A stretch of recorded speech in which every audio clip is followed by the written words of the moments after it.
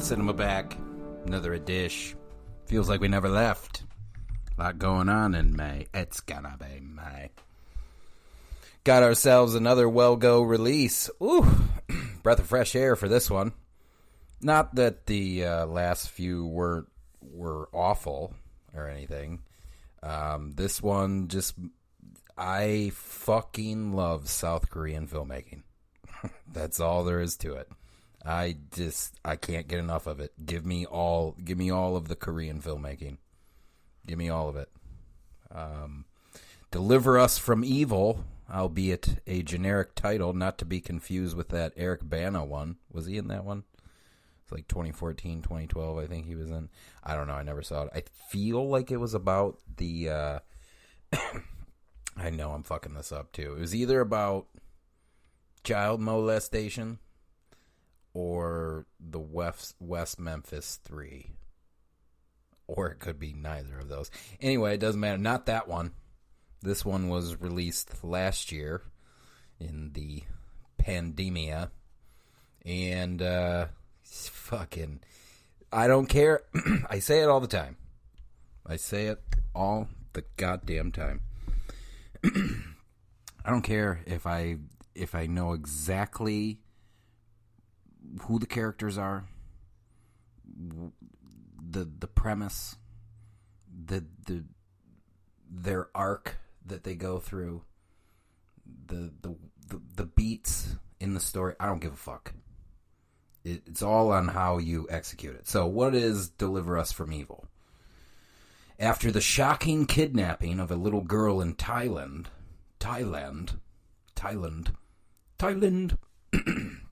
get your shit together. My voice is going. I've done a lot of podcasting today. After the shocking kidnapping of a girl in Thailand, a mercenary with a murky past as a government black ops agent, Huang, played by Huang, is forced to reemerge from the shadows when he learns the incident is closely connected to him. Learn how to read. When he learns the incident is closely connected to him. With the help of expat Yu, he flies to Thailand and begins tracking the girl's whereabouts, moving ever so closer to the notorious child trafficking ring responsible for her abduction. However, when an infamous gangster nicknamed the Butcher, I think his name's Ray. I think they just call him Ray. I mean, he is a butcher. Anyway, learns just who has entered the country, and finally, this is bloody rampage. That's okay. This is nonsense. It's not nonsense, but it hardly tells the tale. So, it's one last mission for our hero or anti-hero. One last mission for Inam, who's played by Huang Junmin. Been in tons of stuff that I like. Tons of stuff. And Ray, I guess, a.k.a. the Butcher, played by Jung Jae Lee, or Lee Jung Jae. Yeah, they were in, I believe, Huang and Lee were in New World together, pretty sure.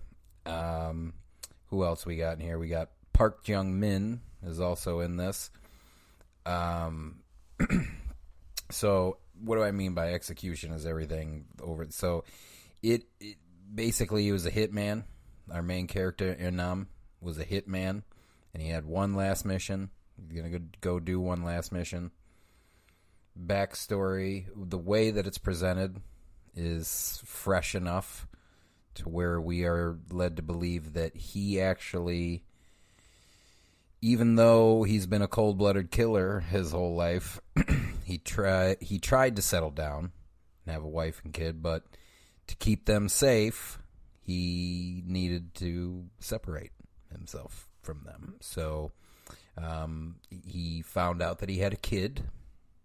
The kid does not know about him, and he just stays away to keep both the would-be wife and child safe. Well, the child gets kidnapped, and actually the wife mighted. The wife was mighted, gets kidnapped from school, and the wife mighted. which is kind of a bummer and super dark because she didn't do anything wrong. And it's actually unrelated to fucking why, which is why I think the story is so cool, because we have an A, B, and a C storyline that is intertwined really well, which is not so easy to do. At least, especially for an action film. I mean, it's not to say that it hasn't been done. I'm just, we had lots of, we had Japan in this, we had Thailand in this, we had Korea in this, we had all their gangs fighting, and we had time changes, and I love how, we don't necessarily need a giant backstory for one of the storylines, because again, the A storyline, you could argue, is after his kid, which he has never seen. Well, I think he has seen her. He's seen the child, but the child has never seen him. So he goes to rescue the child, of course, right? I mean, it's the daughter that never knew him must fucking be saved by him, which is cool. I'm all right with that. I can get down with that. That would be the A storyline, and the B storyline would be between him and Ray, Inam and Ray, Ray the Butcher, which is unrelated to the child abduction, which is cool. But he still has, I guess you could say, a logical beef, even though I like how they did. What was so cool about the villain, dude? I mean, first of all, God damn it, I gotta stop saying first of all. Everybody fucking, I say it, everybody said, gotta stop. As per usual in a Korean action thriller, the fucking fight sequences are off the chain. There was a rooftop sequence. This is really fucking gnarly in this one.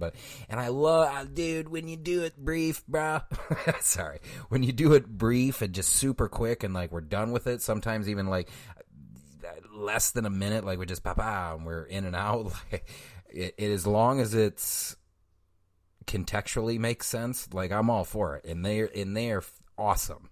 Yeah, especially with knife sequences, there's no one better. At least right now. Not that it's like a fucking hot commodity or anything, but there's no one better filming knife fight sequences, knife action choreography than fucking the Koreans. None. Heard it here. But not to say that they don't exist. John Wick's had a couple of good ones. They do exist, but it's just so sharp in, pun intended, it's so sharp in Korean cinema. Oh, so good.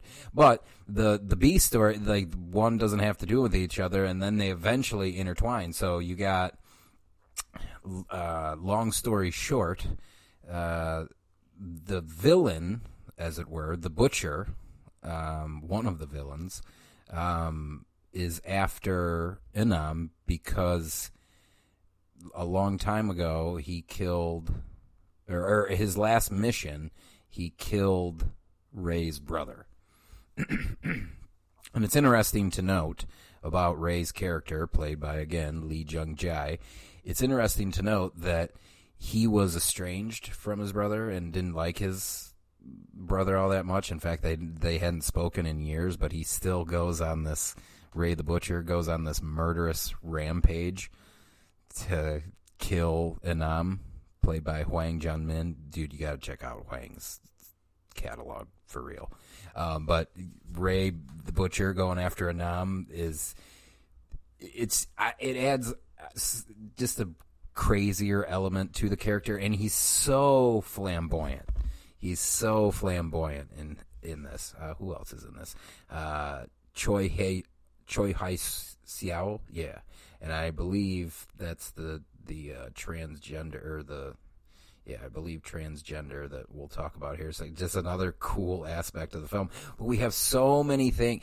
So, and the C storyline would be the whole child abduction thing, which is super dark, by the way. just abduct children from school and harvest their organs. Not that you didn't know that exists, but the way that this is done, I mean, it's effective in terms of making me go, yep, that's terrible. As opposed to like, yeah, I know, annoyed with it. I was not annoyed in this. I was like, Jesus, we gotta, I'm, maybe I have brain damage. I do, actually, but that's another story. We don't need to get real. But maybe I have brain damage. I just don't know how child abduction and the selling of organs is the thing. I'm one of those people. Like, I'm just like, what? That's a thing that we need to be worried about. It still just blows my mind. I know that, they're just like, yeah, of course it exists, Ellis. Yeah, of course we know, Sean. Well, it doesn't. Anyway, the way that this is executed was really effective. I was just like, God damn, we got to clean up the streets. I was feeling afterwards that I should go on a crusade and save all the honorable. But I wouldn't even, like, I don't even know someone who knows someone who knows someone who knows someone who knows someone who may even know someone that traffics in humans. Like, I didn't. Apparently, where I'm at, it's one of the highest human trafficking cities in the country. I didn't know that. I don't know if I believe it. I just like, but maybe that's precisely why. It's so outlandish to me that's why it's one of the. But I just can't believe it's a thing. We're getting off topic here, but it's effective storytelling, and I'm in because, of course, it just by happenstance. It didn't have anything to do. His child didn't get abducted because fucking any of his. He was a hitman for all these years. But it had nothing to do with each other, which I was totally cool with. Right? Well, a little bit, right? But it didn't have it. That has no bearing of why Benny the Butcher's onto him, as aforementioned. But so the C storyline is now the guy who runs the child abduction, fucking what's his name? But the harvesting of organs, played by Vitya Penzergarm. Maybe I'm wrong on that, but he now he wants. Both of them dead, right? Our hero, anti-hero, and Ray dead because they had a shootout at one of the child abduction locations where they wait for their organs to be harvested. So now you have this Thai gang lord who traffics in everything, not just humans, but drugs and everything, and well, of course he does. Of course he would. Anyway, now he wants both of them dead, which adds another fucking just, okay, I may have seen it before, but not of recent memory and not presented to me as well as this was. Because I was just like, oh, well, now there's lots of people in this film now that need to die. There are lots of evildoers in this film, and they all need to die. And it's all intertwines perfectly. In all the action